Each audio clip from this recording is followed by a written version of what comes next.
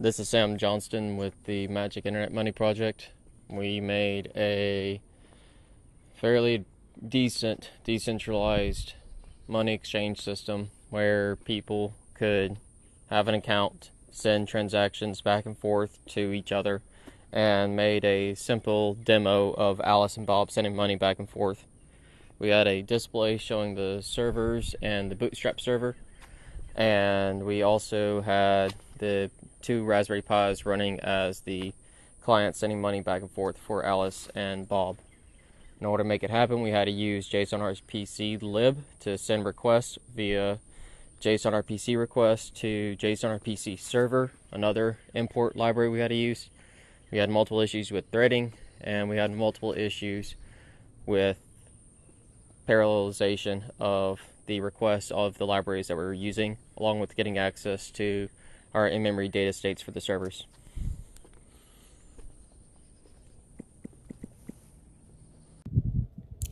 Hi, my name is Bailey Borg, and for this Magic Internet Money project, we created a GPIO input and output.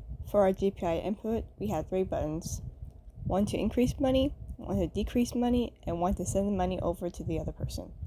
The increase and decrease button was a simple change in a text box, but the send button was a little bit more complicated. It's still connected to a button on the GUI, but it took in your name, a knot, the amount of money you're sending, and the receiver to create a hash. Then it would send that over to a different function that would confirm that everything is equal to each other. And then it would compare the 2 hashes, and then it would send it off to the pending transaction state.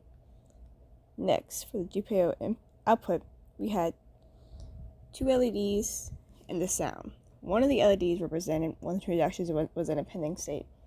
It would stay yellow for about 15-ish seconds or whenever the server updates. Once that transaction was fairly confirmed and everyone agreed on the same state for how much money should be in everyone's account, the other LED would light up green for about 3 seconds and a ding noise would play. Hi, I'm Isabella Bro, and I will be talking about our graphical user interface, also known as a GUI. Our GUI has 3 buttons: an up button, a down button, and a send money button.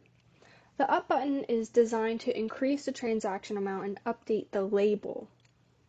And also we have a down button, and it will decrease the transaction amount, but it can't go below 0. Then we have our send money button. It is designed to initiate the transaction with the specified amount and the recipient. Once pressed, the program will update the balance and send the transaction.